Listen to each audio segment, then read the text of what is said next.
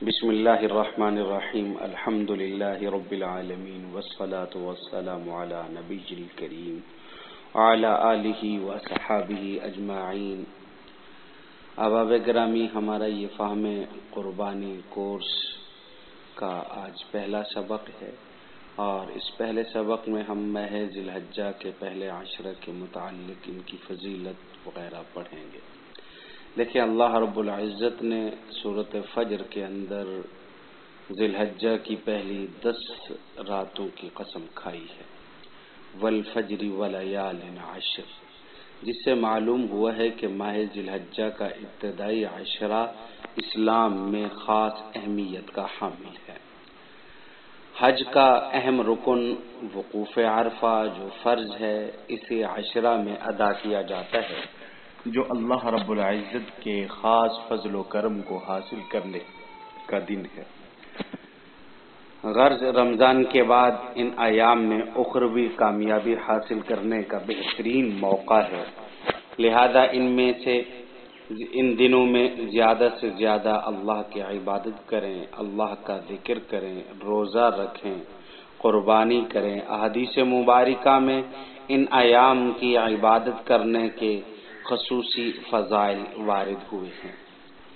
ایک حدیث مبارکہ میں آتا ہے، حضرت عبداللہ بن عباس رضی اللہ تعالی عنہما سے روایت ہے کہ رسول اللہ صلی اللہ علیہ وسلم نے ارشاد فرمایا کہ کوئی دن ایسا نہیں جس میں نیک عمل اللہ کے ہاں ان 10 دنوں سے زیادہ محبوب اور پسندیدہ ہو۔ اور دوسری حدیث حضرت عبداللہ بن عباس رضی اللہ تعالی عنہ سے ہے کہ رسول اللہ صلی اللہ علیہ وسلم نے فرمایا کہ اللہ تعالی کے نزدیک عشرہ ذی الحجہ سے زیادہ عظمت والے دوسرے کوئی دن نہیں، لہذا تم ان دنوں میں تسبیح، تحلیل، تکبیر و تحمید کثرت سے کیا کرو۔ اس حدیث کو امام طبرانی علیہ رحمہ نے نقل کیا ہے، اور ان ایام میں ہر شخص کو تکبیر تشریق پڑھنے کا خاص اہتمام کرنا چاہیے۔ تکبیر تشریق کے الفاظ اللہ اکبر، لا الہ الا اللہ، واللہ اکبر وللہ الحمد ہیں۔ دیکھیں، ان دنوں کے اندر ایک دن عرفہ کا آتا ہے۔ عرفہ کا دن کیا ہے؟ حضرت عرفہ کے دن کا روزہ بھی ہے۔